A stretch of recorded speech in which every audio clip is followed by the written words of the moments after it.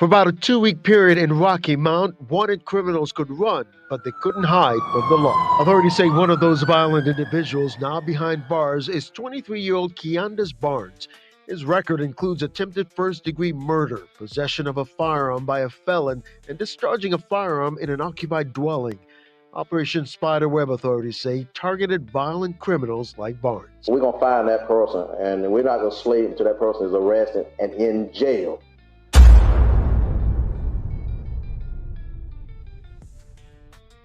We got an update. I wonder what could it be? Well, Mr. Barnes' choice to be a continuous nuisance with North Carolina's Department of Adult Correction has landed him 118 miles away from where he has been laying his head since 2014. Now, the facility that Mr. Barnes was housed in prior to September 16, 2025, was already no walk in the park. The prison's high-security unit holds the state's most violent and assaultive offenders. An inmate at an Eastern Carolina State Prison has been moved to a high-security unit after a correctional officer was attacked this weekend. The Department of Adult Corrections says it happened around 8 Saturday morning at Bertie Correctional Institution. The officer was stabbed in the upper body with a broken broomstick, the prison system said.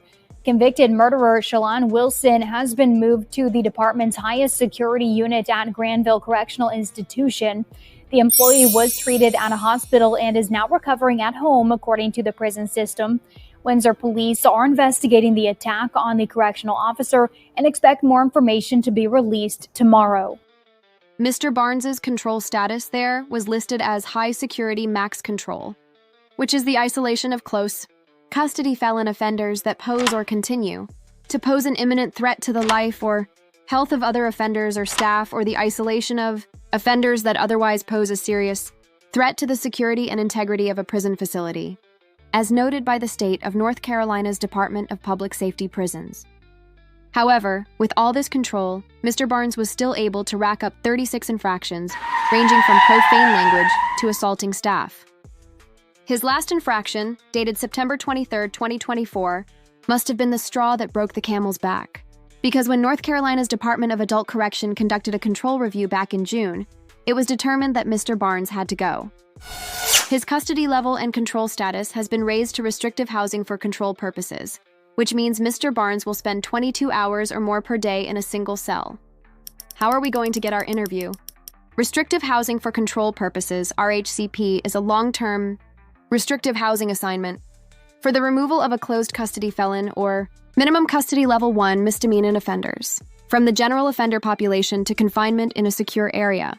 The intent is to control offenders due to behavior deemed to be repeatedly disruptive to the orderly operations of the facility, threats to the safety of staff or other offenders, threats to the security and operational integrity of the facility, or as a transition following assignment to high security maximum control status.